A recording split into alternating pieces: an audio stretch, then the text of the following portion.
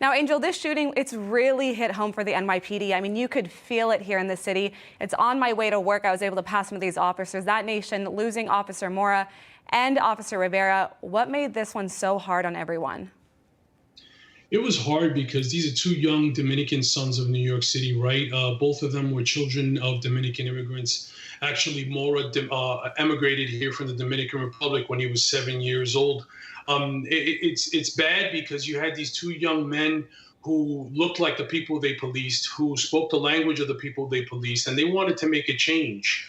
They saw the need for a change, and they wanted to make a change. Again, two young Hispanic Dominican officers, and you have people like AOC who will tweet out every anniversary of Mike Brown's death, rest in peace, King, and they'll sponsor statues to be built for George Floyd, but they can't even acknowledge the death of these two young heroes. It's sickening, and we're tired of it. Yeah, Rivera and Mora, they're part of their community. Like you said, they look like their community, and they're protecting their community. Did you attend the funerals, and what was the overall emotions coming from the NYPD? Yes, I did attend both, and it was just a horrible, horrible thing. I mean, you saw in the many funerals that I've attended, this was unprecedented, the amount of police officers that were here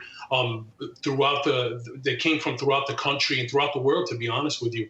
The attitude is just, the morale is down.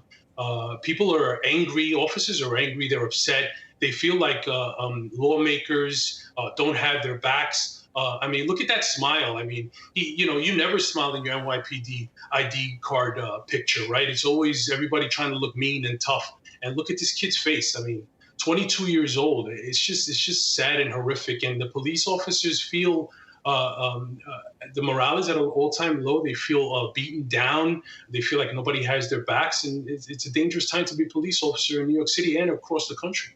Yeah, these are young men right here. I mean, I have brothers around their age, and you can see how young they are. And that smile, he was proud to be in uniform. I do want to turn to bail for him because, like you're saying, officers, they're frustrated. And the leader of a prominent police union in New York City, well, she's demanding Governor Hochul to take action, saying take the side of law and order or take the side of no law and order, one or the other. You know you can't keep dancing. And Governor Hochul, well, she seemed to take a hardline crackdown on illegal guns. She even referred to some older legislation that she signed. What do you take on her statement right now?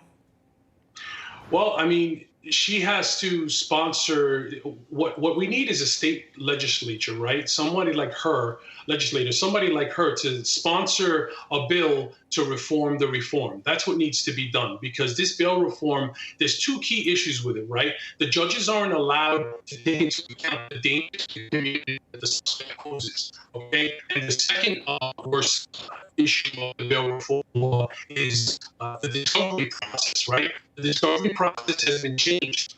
These officers that are inundated with homicides due to these criminals being released back onto the street, the discovery process is too quick. A lot of times people are getting let out on a technicality because these officers can't produce evidence or paperwork in time. So something has to be done. Somebody has the moxie to say, hey, I want to sponsor a bill to reform the reform.